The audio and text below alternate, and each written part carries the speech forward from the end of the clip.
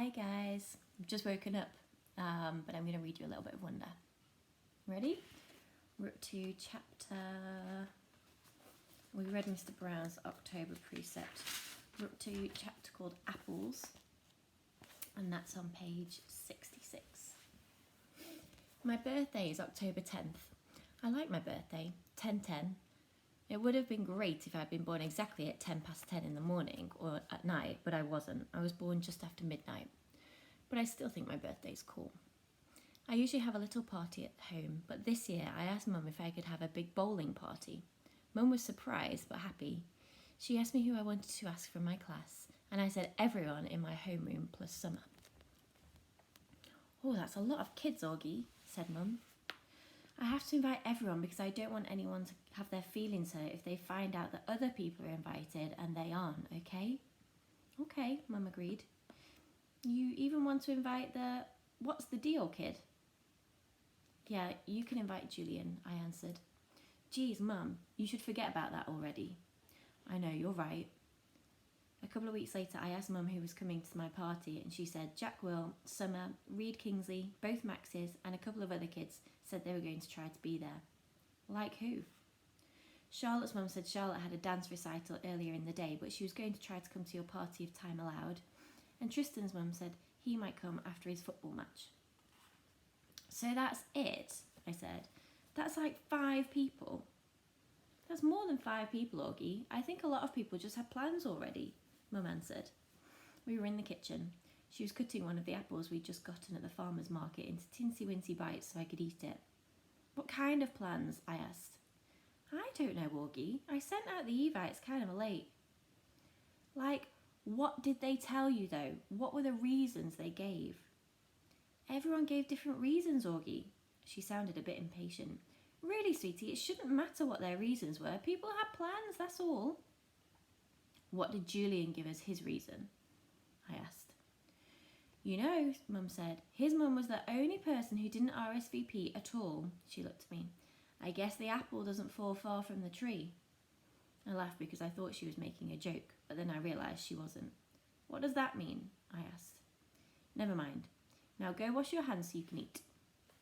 My birthday party turned out to be much smaller than I thought it would be, but it was still great. Jack, Summer, Reed, Tristan and both Maxes came from school, and Christopher came too, all the way from Bridgeport with his parents. And Uncle Ben came, and Aunt Kate and Uncle Poe drove in from Boston, though Tata and Papa were in Florida for the winter. It was fun because all the grown-ups ended up bowling in the lane next to ours, so it really felt like there were a lot of people there to celebrate my birthday.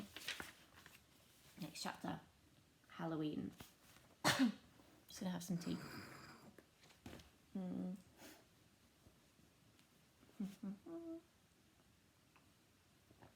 Halloween. At lunch the next day, Summer asked me what I was going to be for Halloween.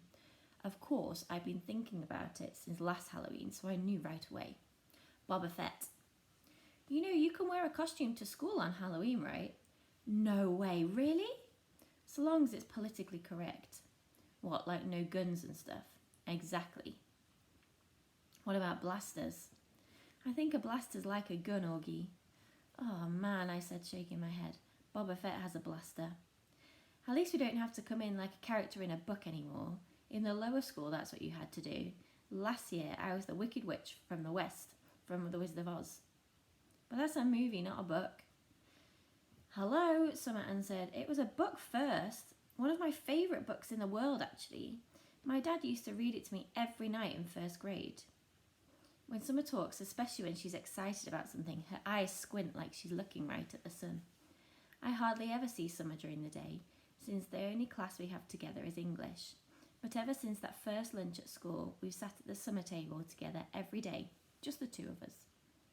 So what are you going to be? I asked her. I don't know yet. I know what I'd really want to go as, but I think it might be a bit too dorky. You know, Savannah's group isn't even wearing Halloween costumes this year. They think they're too old for Halloween. What? That's just dumb. I know, right? I thought you didn't care what those girls thought anyway. She shrugged and took a long drink of her milk. So what dorky thing did you want to dress up as? I asked her, smiling. Promise not to laugh? She raised her eyebrows. and her shoulders embarrassed. A unicorn. I smiled and looked down at my sandwich. Hey, you promised not to laugh, she laughed. Okay, I said, but you're right, that is too dorky. I know, she said, but I have it all planned out. I'd make the head out of papier-mâché, paint the hole gold, and make the mane gold